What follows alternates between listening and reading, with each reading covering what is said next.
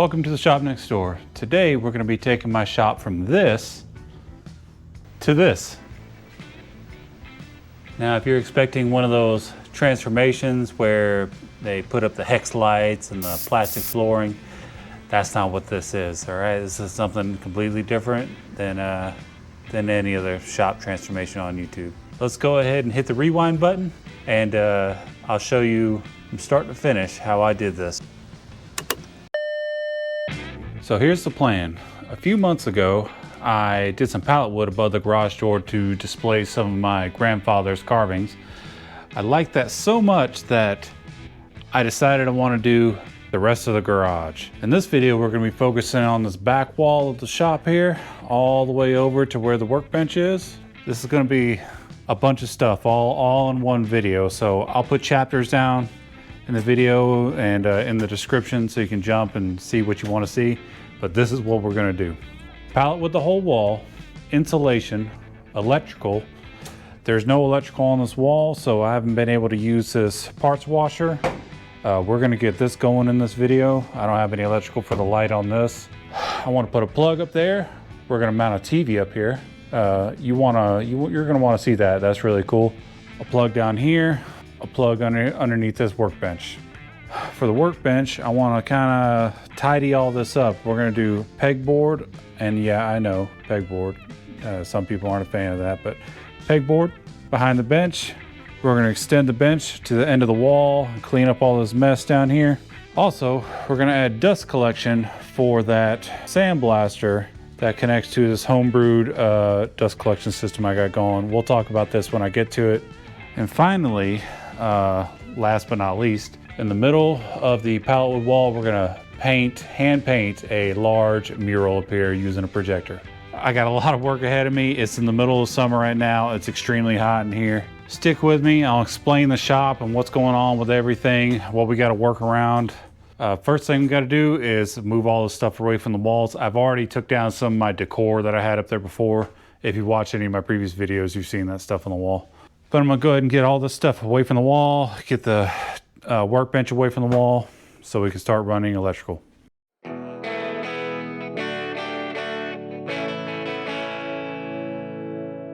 We're going to go ahead and get started on the wiring. We're going to get rid of this super sketch setup right here. This is actually for the light in the shed in the backyard. It goes in underneath the ground and goes over there. The only other thing on this circuit is this decorative light and that Bluetooth speaker. There is a plug up there hidden. So here's the plan. I'm gonna go ahead and put one box right here where we'll tie all this wiring in and put one plug for a TV that's gonna go here, run it down, run it through the wall, put another plug right about here for the sandblasting cabinet light and the parts washer light and motor. And we'll run a wire all the way over here and put another plug underneath this window where the bench is going to be. Then up here on top of the bench there'll be a power strip later. So I'm not a professional electrician or anything, so I don't know what exactly the codes are and everything. I'm just going to do everything the best of my ability. I want to make sure these plugs are nice and high off the ground so where water or stuff can get to them. They're all going to be GFCI outlets except for this one up here. It'll be just a regular outlet for the TV. It'll be a double outlet here and a double outlet over there. So I need to get to drilling some holes through all these studs. And yes, I know these studs are crazy. We'll talk about how this shop has been constructed when we get to the pallet portion. Almost forgot, I'm also going to be putting an exhaust fan up there in the dark corner of the shop. I'll light that up. And there will be a switch for it right here. So that'll be tied into it too.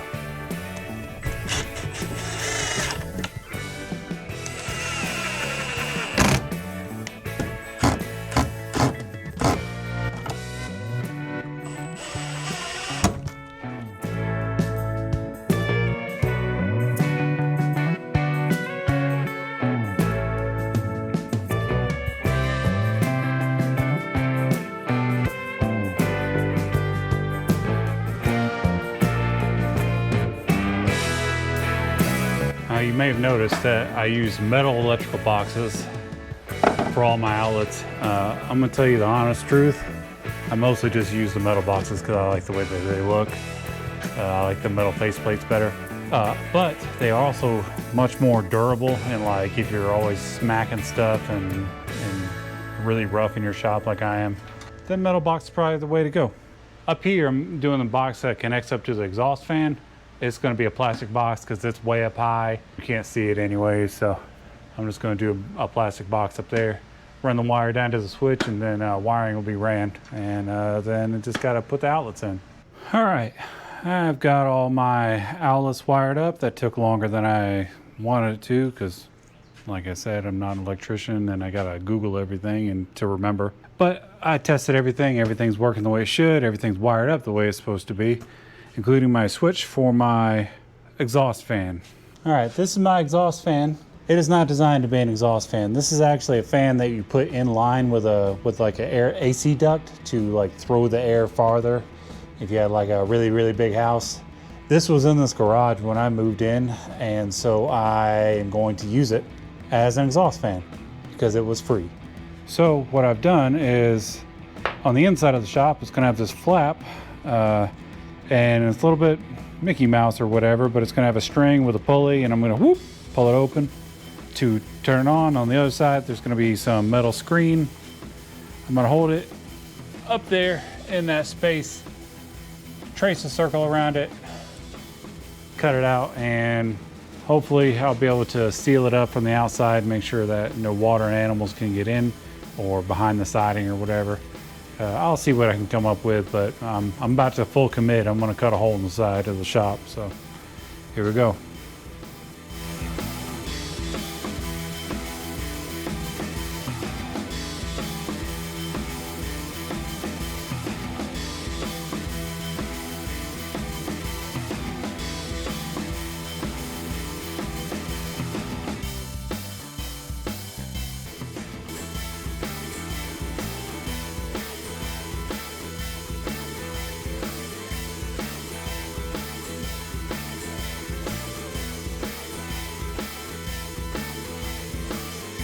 Exhaust fan all wrapped up. Let's see, I'll show you what I've done here.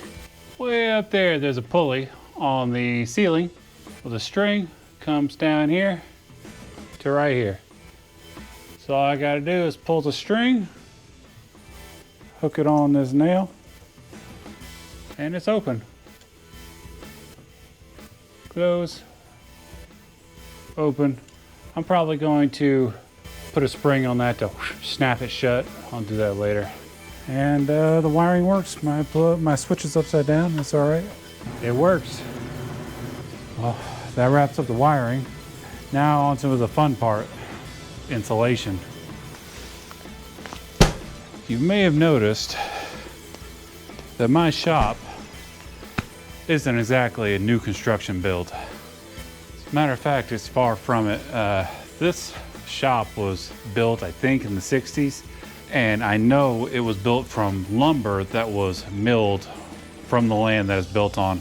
All the 2x4s in this shop are legit 2 inches by 4 inches, and I'm pretty sure most of these are hardwood because there's very little pine trees around here, and it was way overbuilt. It's got all these angles, center to center, 24 inches ish about. So I got to kind of work around a lot of these not standard building practices. Finding 24-inch wide insulation was like pretty difficult, but I ended up getting it from Ace Hardware there, who carried 24-inch wide insulation. Install it just like regular insulation. I know you see this 2x6 going across here. I don't know why that's there. I think that when somebody put new OSB on the outside, they braced up this wall or something, maybe, I don't know. When the pallet wood goes up, I'm gonna pallet wood down to it and then take it off. That way nothing moves around. I think it'll be fine. Maybe I'm completely wrong why this is actually here, but these walls are ridiculous, super crazy solid. While I'm putting up this insulation, I'm gonna work around it. I think I'm gonna go ahead and just start knocking this out. I'll lay it down on the floor. I'm gonna go ahead and do the insulation on this bottom section of the wall. Then I'm gonna do up there. Anything left, I'll do over by the workbench area.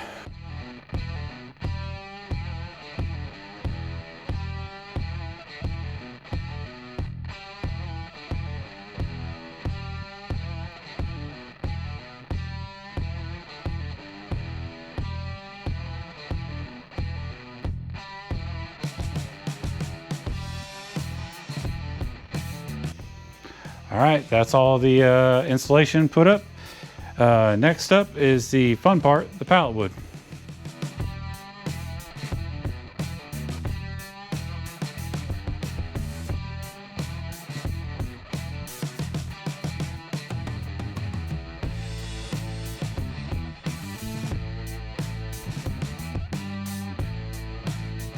Pallet wood has been all the rage for like at least 10 years or more now, and it's because pallet wood is easy to acquire. Doesn't cost anything usually. What I found out is I needed weathered pallet wood that's got some age on it to match the aesthetic that I'm going for here, this very rustic theme. And that was actually a little bit more difficult than I anticipated. But I just kept looking and looking, and eventually I found some people giving away some pallet wood. You can get it on Facebook Marketplace, Craigslist, wherever. People are giving it away. You can even stop at places that have pallets behind them and ask if they want to get rid of them. They're gonna say yes, take whatever you want. I got the top half of the wall done. I know that it's a little difficult to see because my bright light washed out the camera, but I got top half of the wall done. I'm gonna go ahead, and now that I don't have to climb up on a ladder anymore, or a tall ladder, I'm gonna go ahead and finish this bottom. When doing something like this, you wanna alternate your wood, make sure you don't have a whole bunch of one color all in one place, you know, a bunch of dark, bunch of orange, whatever. Mix it up and stagger everything. You don't need lines of wood. That doesn't look good, that doesn't look natural. I got a few longer pieces that's gonna go somewhere in the middle. I do wanna kinda be a little bit more neutral in the center where the mural is going to be painted, just to make that a little bit better. But so yeah, I'm going to go ahead and throw you on time lapse, and I'm going to finish this wall. It's probably going to take me a couple hours. Only got to cut out around the outlets really, so shouldn't be a big deal. See you guys when it's done.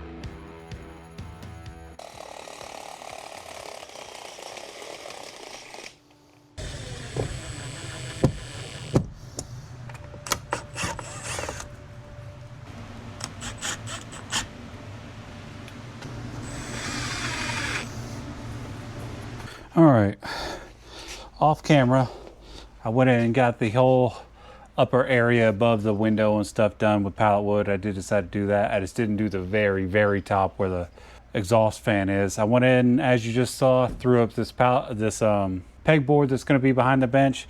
I ran it down pretty low just because I've got the pegboard. I've got enough. I wasn't sure what I was going to do underneath the window, but now that I see the space that I have, I'm going to go ahead and pallet wood that up too. So this whole wall is completely sealed up. I have an area in the corner. I'm going to add some shelves and some more pallet wood, and then we can get the bench moved back and start working on the dust collection.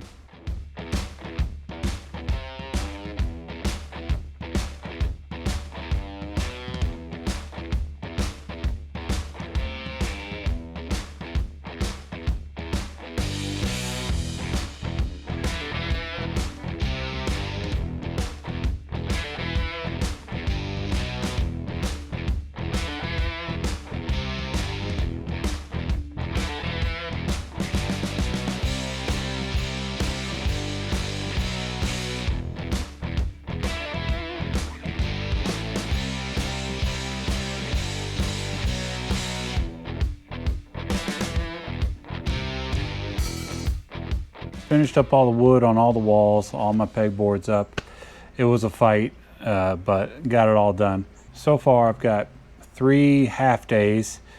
1 half day to tear the pallets down, 1 half day to do the electrical, then the insulation, then I'm on my second full day. So whatever, 3.5 days in, got insulation, got electrical, got exhaust fan, got all my pegboard up, got all this pallet wood up. It's exactly how I would hope it looks. I tried to install some LED lights. You probably saw me struggling in the time lapse.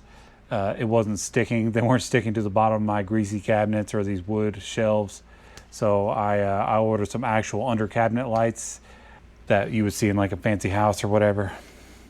So tomorrow I'll go ahead and throw those under cabinet lights on. We'll go ahead and move the bench back to where it's supposed to be and start working on the dust collection like I already said.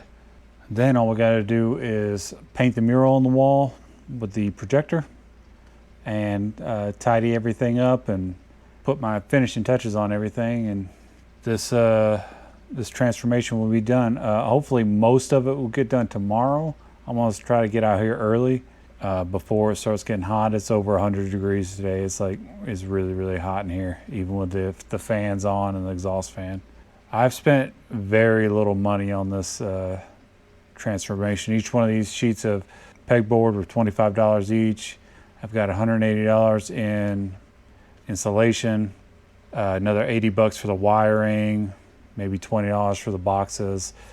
A lot of the stuff I already had. I already had all the outlets and switches and stuff. I already had the exhaust fan. All the pallet wood was free.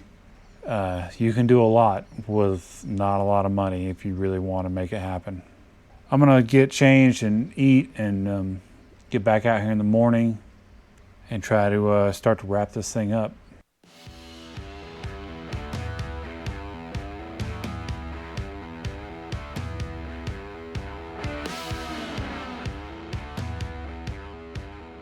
Sandblasters work best when you hook them up to a shop vac to evacuate all the dust out so you can actually see what you're doing.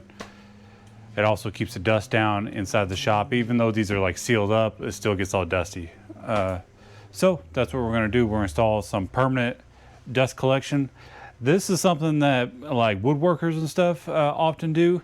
Now my setup is all rigged up. It's not like a real dust collection system, but I don't think I've spent very much money at all to make this happen. But let me show you what I'm working with. This is a central vacuum for a house. Like there's some houses out there with like permanent vacuums in them, and they have like pipes running off to all the different rooms with like a little port you hook up to a hose. My house had this in it, but it wasn't working. The motor was locked up and destroyed. I took this out a few years ago and put a new motor in it, and it's a working vacuum now. These things are designed to suck dirt off the floor across, you know, a couple thousand feet away from them. They're very, very powerful vacuums. They're not designed for like woodworking and stuff. They're more for velocity instead of volume, but for my usage with the sandblaster and the light duty woodworking that I do in here, this is gonna work just fine. Now I've got the vacuum hooked up to this barrel with this dust separator on it. The whole point of this is so that the heavy stuff falls down into the barrel before it gets up there. That type of vacuum actually has this built in. This is really unnecessary for this. However, it's just something I wanted to try. I have used this before and it doesn't work too great because the vacuum sucks so hard that a lot of the dust just bypasses and only the heaviest stuff falls. I might 3D print something or make a different style of a dust separator for this, but for now, for today, I'm just gonna hook this up and just use it as is. It'll work fine for the dust for the sandblaster. To connect the sandblaster to the vacuum, I'm using this PVC pipe. This is actually the pipe from the attic of the house that originally went to that central vacuum unit. And I got a piece of flex hose down on that end, and a piece of, I think this came from a shop vac over here. And I'll connect them all up. I 3D printed some clips to get this attached to the wall up off the floor. And that'll be it for the dust collection.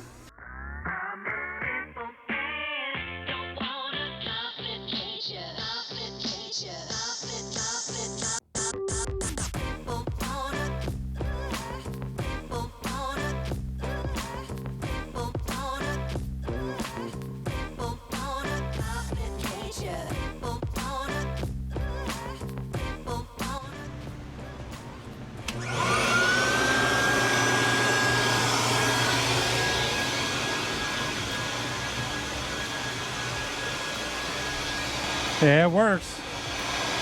All right, I don't know if you just saw or heard that, but it was sucking so good that it actually sucked the glove right out of the machine. It's got crazy powerful suction. I do plan on adding a Y or a T right here or whatever. Maybe even making a run of pipe over there. I got plenty of pipe so that I can hook up woodworking stuff or whatever. But for now, I'm really happy with how all this looks. My lights are up. Vacuum's done. I'm sorry, I just realized that the fans and stuff are going. It's loud in here, but I think we are just about ready to start moving some of this stuff back. At least the stuff over here at the bench area. Here at the wall, we still got some work to do.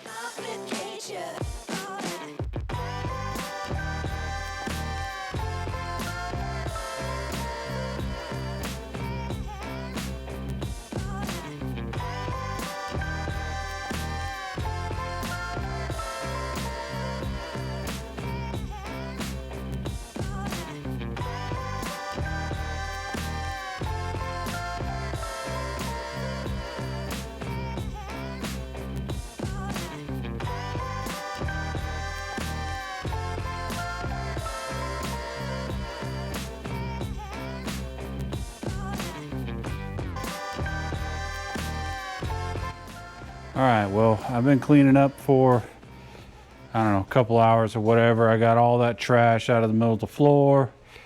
Got everything swept up. Bench is all in place. My tools are all back. I need to 3D print a few more holders for the charger and these lights and stuff. I really love how that's coming out. There's a few more decor items that I got to put up on this table. I need to find a place for my bolt bins, by the way. These are $1.25 each at the Dollar Tree. They're great. They're way better, or at least for the price, way better than the Harbor Freight stuff. I'm running out of steam today. It's almost 5 o'clock and it's been 95 plus degrees for the last few hours. Even with the fans on in here, it's extremely crazy hot.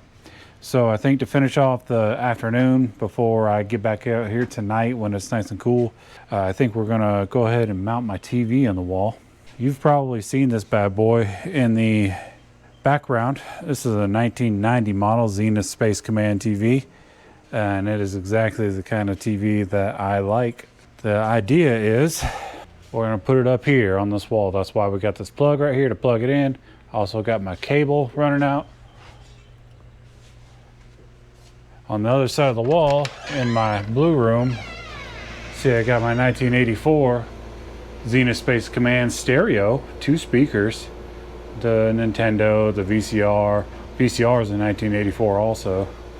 In my 1980s corner here. So I got a splitter. Anything that plays on this should play on this TV out here. So yeah, also, I got a new old stock CRT TV or wall mount. This thing's brand new. It's never been used. The date on it's from 1999. So yeah, that's where we're gonna mount up there. Put the TV on, finish out the day, and then we'll start preparing for the mural. I know I've said that a bunch of times in this video, and it's just gonna be a big thing. I gotta figure out the projector and all that, but oh, and I gotta get some paint. I don't even have paint, but we'll get there. We'll get there. I'm still only a couple days in, a few days in. What is this? Thursday, Friday? So 3 full days, 2 half days, whatever. Not that many days. I'm just rambling. I'm gonna go ahead and move the sandblaster out of the way and get this TV on the wall and start playing some cool movies through it.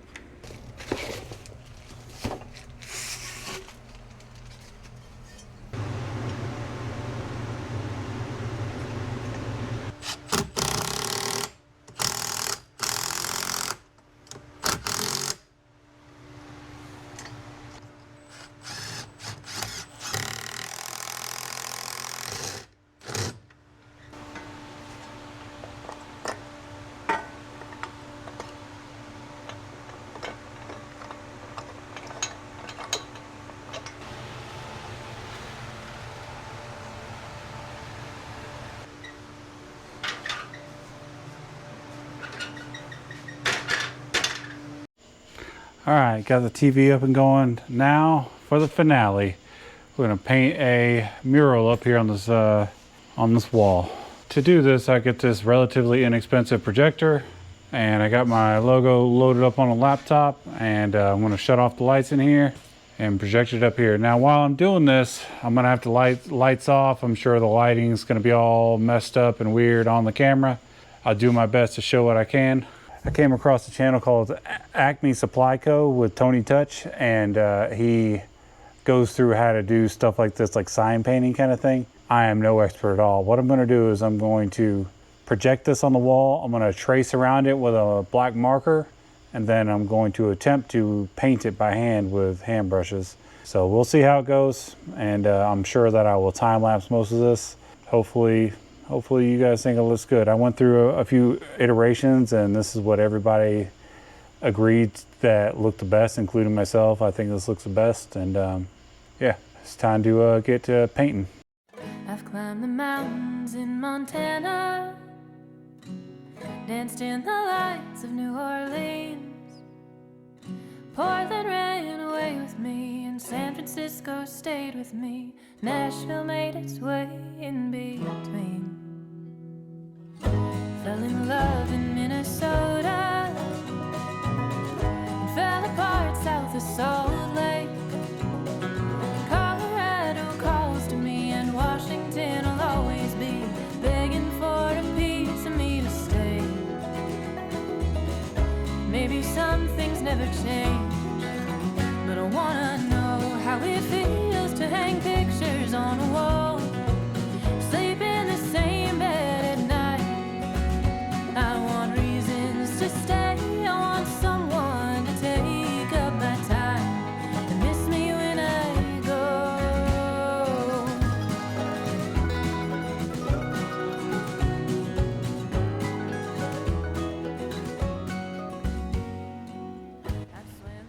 All right, mural is done, and I am beyond happy with how it came out. I am not any sort of sign painter or anything like that. As a matter of fact, I'm not a painter at all. This is the first time I've ever did anything like that. It came out absolutely incredible. I wasn't gonna go full YouTube. I was gonna put like a generic thing up there, but I'm going full YouTube. Put the YouTube name up there. I think it looks awesome. A couple tips: make sure you have lots of variety of size of brushes and stuff. And if you're going to do it on old pallet wood like I just did, maybe make a conscious decision to put more smooth boards up there. The rough boards are real hard to paint on. Got past that. That took me about 4 days, maybe 10, 12 hours of work to do that. Now we're gonna go ahead and put the rest of the shop together. I'm gonna go ahead and show you what I'm gonna do next. And then we're gonna montage through the last bit of this because it's a bunch of little stuff.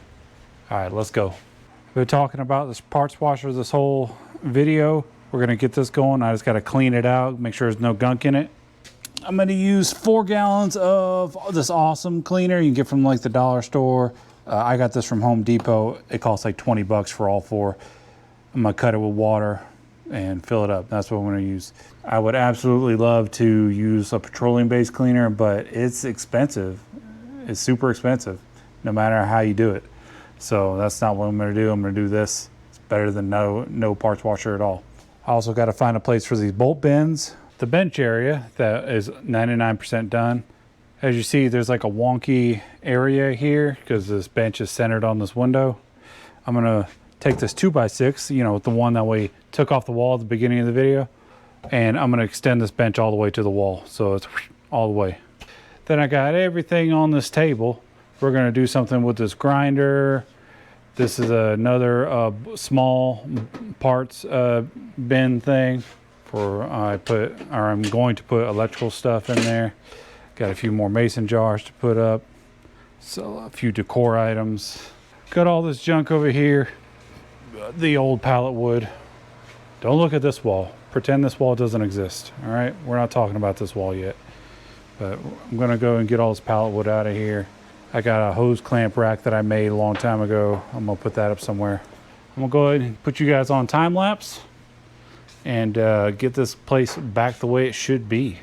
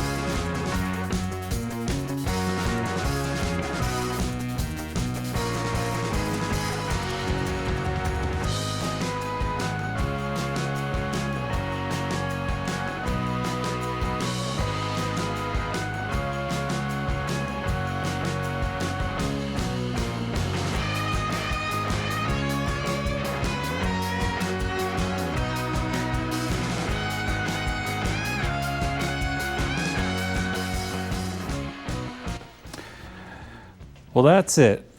It took me about a week to complete this shop overhaul.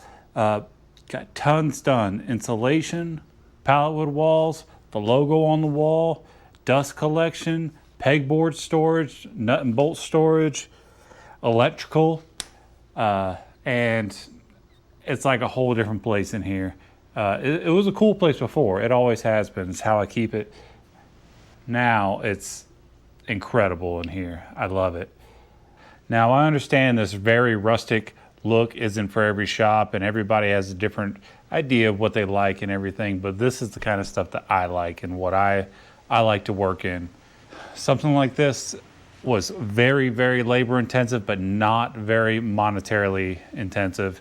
I probably got less than $500 in all of this, and I've been gathering stuff for a while, so it wasn't a big deal. All the pallet wood was completely free. Most of the paint for that I had. The pegboard was like 25 bucks a sheet or whatever. It's not a big deal at all. There's a few things I got to tidy up. I'm going to 3D print some more stuff for the pegboard to hold different tools.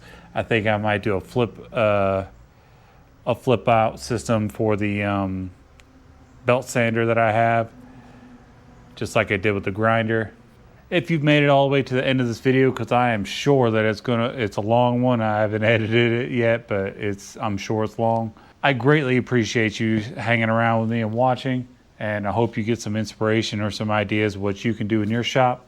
There's still a lot more to come on the channel. Plenty of automotive projects, plenty more shop stuff to do. I appreciate all of you hanging out with me. I'll see you next time. Thanks for watching. Fell in love in Minnesota. I just gotta do something with this wall.